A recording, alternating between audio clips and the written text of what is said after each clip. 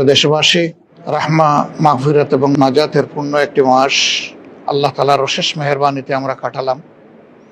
মহান রবের দরবারে দোয়া করি বারাকাপূর্ণ এই মাস আমাদের জীবন থেকে সব ধরনের গুনাহ খাতা, ভুল ত্রুটিকে মুছে দিয়ে আমাদেরকে পরিশুদ্ধ করে দিক।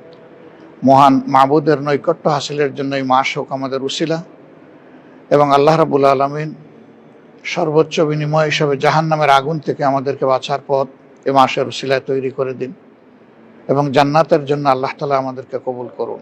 বিগত 15.5 বছরের প্রচণ্ড দুঃশাসনের পর এবারকার ঈদ জাতীয় জীবনে একটি নতুন মাত্রা নিয়ে হাজির হয়েছে। এর মধ্যে অনেক মা তার সন্তানকে হারিয়েছেন, অনেক বোন তার স্বামী হারিয়েছেন, অনেক সন্তান তার পিতা হারিয়েছে, অনেক ভাই বোন তাদের ভাইকে হারিয়েছে, অনেক বোন তাদের ভাইকে হারিয়েছে, আবার অনেক ভাই তাদের বোনকে, মাকে হারিয়েছে। শুধু তাই না, আল্লাহর বেশ কিছু বান্দাবান্দি এখনো কোথায় আছেন যাদেরকে অপহরণ করে আয়নাগর নামক নিকৃষ্ট জায়গায় নিয়ে যাওয়া হয়েছিল। তাদের অবস্থা তাদের স্বজনেরা জানে না, আর তারাও বেঁচে থাকলে তারাও জানে না স্বজনদের অবস্থা কেমন।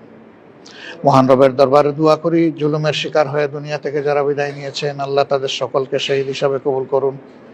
একই সাথে দোয়া করি যারা আহত এবং পঙ্গু হয়েছেন, আল্লাহ রাব্বুল আলামিন তাদের সকলকে সুস্থতার পূর্ণ নিয়ামত এনায়েত করুন। এবং যারা এখনো তাদের আপনজনের বুকে ফিরে আসেননি, আল্লাহ রাব্বুল আলামিন তাদেরকে বুকে ফিরিয়ে দেওয়ার ব্যবস্থা করে দিন। অতীব দুঃখের সাথে বলতে হয়, আজ যখন আমরা ঈদ উদযাপন করতে যাচ্ছি, তখন স্বৈরাচারের জুলুমের প্রতীক জনাব এটিএম আজহারুল ইসলাম, বাংলাদেশ জামাত ইসলামীর কেন্দ্রীয় নেতা, তিনি এখনও কারাগারেই বন্দি জীবনযাপন করছেন। আমরা জানি এবারকার ঈদ সকলের জন্য সমান নয়, গোটা জাতির জন্য আনন্দের হলেও যারা আপনজনকে হারিয়েছেন, যারা নিজে আহত এবং পঙ্গু হয়েছেন, তাদের মনে অনেক দুঃখ এবং বেদনা আছে। এই জাতির প্রত্যাশা চিরতরে এই ধরনের জুলুমবাজ এবং জুলুমবাজের অবসান হোক, যাতে ফ্যাসিজম বা দুঃশাসন আবার জাতীয় জীবনে ফিরে না আসে। এবারকার ঈদে জনগণের সেটাই আল্লাহ তাআলার কাছে কামনা হোক এবং প্রত্যাশা হোক। আমরা প্রিয় দেশবাসীর সকলের সুখ শান্তি, নেক হায়াত এবং সুস্থ জীবন কামনা করছি।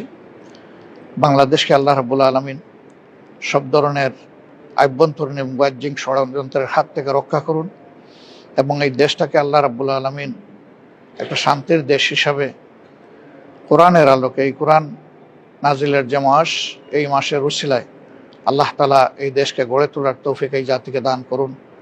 সবাইকে অনেক অনেক শুভেচ্ছা।